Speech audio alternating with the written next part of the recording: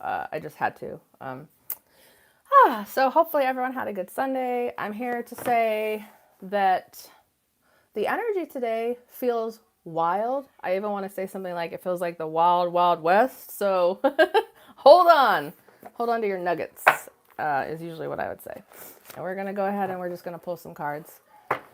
I have been feeling better and better every single day, but yesterday I just really had to take some time off and feel better because, yeah, it's weird. Like, I don't really get sick, and in fact, that whole word has a different meaning to me and has had a different meaning to me since 2020 and since I left, I guess you could say, working in Western medicine. I'm now a very big proponent of energy medicine, and that was actually the catalyst for Rocket Science Wellness, was teaching myself how to heal my body with my emotions and my thoughts.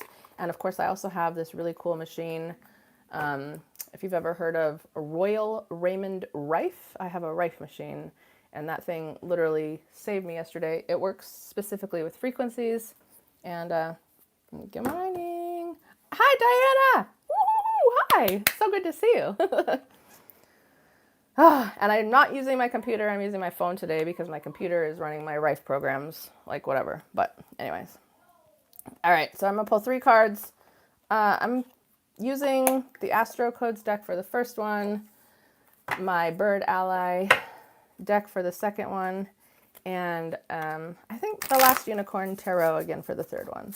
And again, sorry I wasn't on yesterday. I'm really trying to hold myself accountable, but yesterday it was just like I had a choice between taking care of myself and, coming online, and I chose to take care of myself, which I always hope that everyone will always do that, because the world has kind of had a way of us thinking where we're meant to abandon ourselves and leave ourselves for the good of everyone. And while I understand that there are some certain circumstances where this is true, I feel like everything,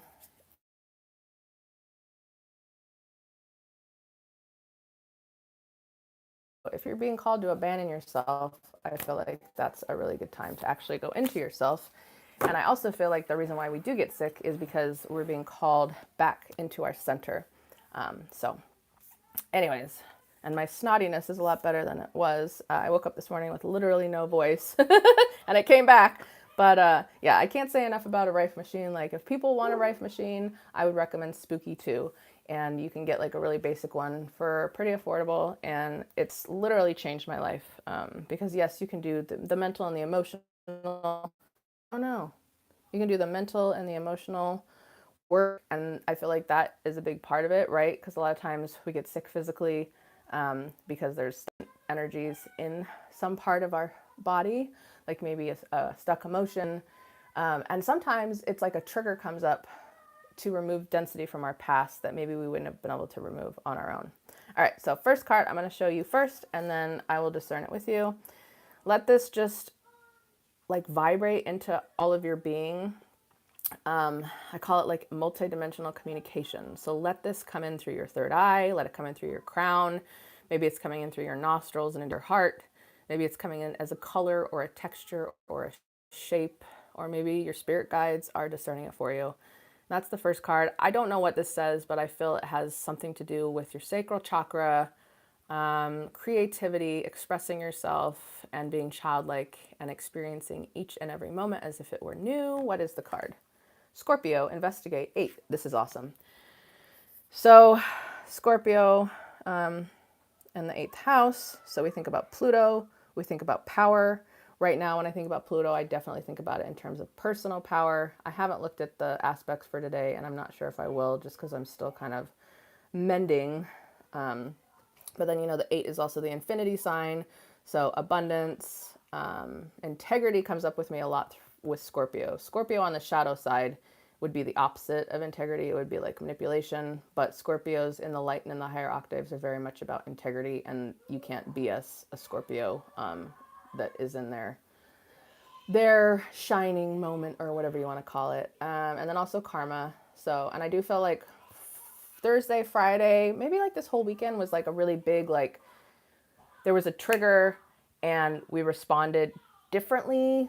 We investigated it within ourselves. Maybe there was some purging, like crying, or maybe we were just angry. But that's kind of how I'm feeling about this card at the moment, if anybody else gets anything else from it. But I feel like it's really about being true to yourself and also having pretty good boundaries. You know what I mean? Because it's like if you see a scorpion, most people are probably gonna let it be unless it's invading or like whatever. But it's like, and I like talking about, what is that? There's like an old proverb or story where it's like the Scorpio asks the tortoise for a ride across the water. And the tortoise is like, I promise I'll take you if you promise you don't sting me. And, you know, I'll let you guys figure out the rest. But this is also something I would say about, how do I put this into words? Don't abandon yourself. Take care of yourself first and foremost. And also remember that, like, the true nature of things is their true nature. So if a person, place, or situation has shown you who they really are, you can't expect them to change necessarily. And I'm not saying that won't happen, but I'm saying, like, when I see a scorpion, I especially think of that story with the tortoise and the scorpion, where it's like, you can't expect something to act out of nature. Like, and this is, you know, we could talk about the cycles. Again, like for me, I think a lot of what's been coming up for me is like the days when I worked in pharmacy, when I wasn't feeling well, and I would literally be told that, like, they didn't care if I was contagious.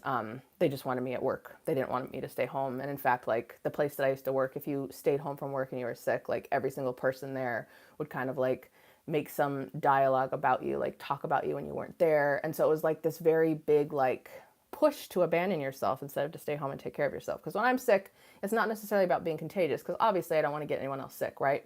But for me, when I'm sick, it's like, that's a call back to yourself. That's a call back to be true to yourself. And then you have that choice. Do I abandon myself because I made a commitment, because I'm afraid of what others will think, because this is just the way the world is. You just show up sick and you do your job. Like, I don't know how to explain it, but it's just very much like, would the job ever do the same thing for you? Which isn't even like practical to even say, because it's like the job is not even like, it's not a person. I don't know how to explain it. Anyways, I don't even know if any of that makes sense, but don't expect anything to act out of its own nature. Surprised and excited about it. So maybe this is like, you know what? This card is saying release expectations. Okay? That's what I'm saying this card's saying. The end. Here's our second card. And I'm not looking at it. And in case you forgot, I love birds. So what is this bird telling you? Is it whispering you a song? Is it setting up neon lights in your third eye vision? Is it making you feel somewhere? Tingling sensation, colors, warmth, coolness. Use all of your sensitivity receptors to help you discern what this card is telling you. And now I will look at it. I'm feeling like this card has something to do with somewhere where you're not feeling free. Let's see what it says. Peacock. Oh my gosh. Oh my gosh.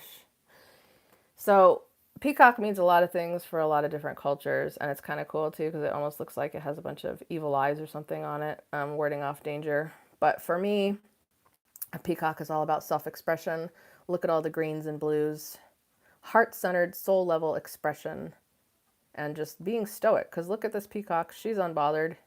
And she's just like, and she's grounded too, is what I would take by the brown. And like, look at her long legs extending into, you know, the earth. So are you grounded in who you are? Are you centered in who you are? When you walk around everywhere, are you home? And what I mean by that is,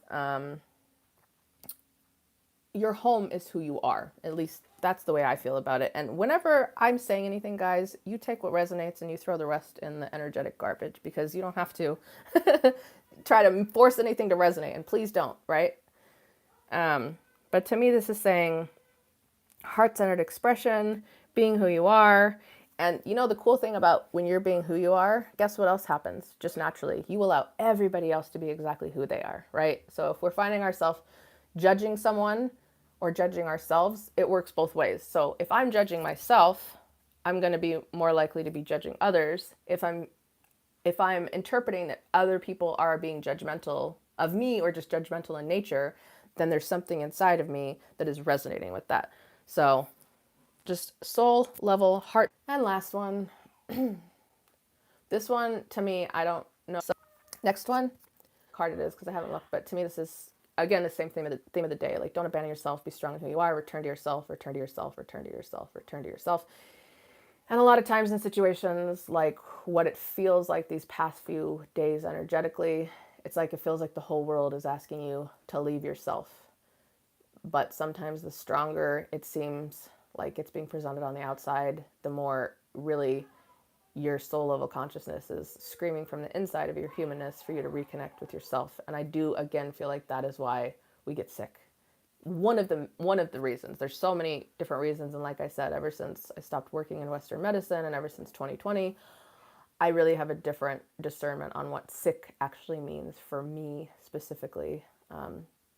But if you're getting sick, yes, you can, quote unquote, man up and take your antihistamines and your steroids and your this and your that and whatever, and you can go out, but you're literally just like putting a pause on your life force. So what's more important to you, yourself and your life force? And yes, I understand people need to work, people don't want to get fired, stuff like this. I'm not here to necessarily convince someone of something other than that. There's a middle road between those two, things that only you know for yourself. So what is this card? The Lovers, and it's a card of a 6. And numbers can mean a bunch of different things. Maybe they have a special significant meaning for you.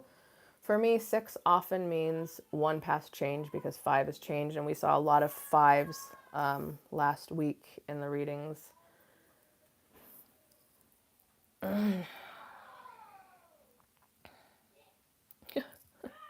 So, the Lovers. And I feel like this card is also saying, where are you not seeing yourself clearly?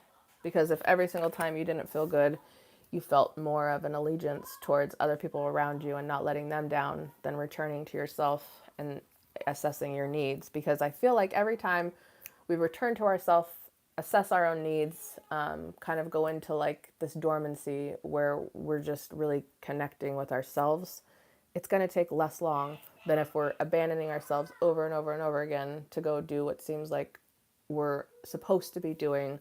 And a lot of times, in fact, if you're sick and you don't take care of yourself and you take all these medicines and you go out into the world, you either get more sick or you're just adding an extra layer in what I would call the difference between being a dwarf planet and a planet. So a planet is where I would say you want to aspire to be, where you have control over your orbit. You get to say what comes in and what doesn't into your energy field of vision, I guess you could say, because nothing can really come into your actual energy. We can talk about that.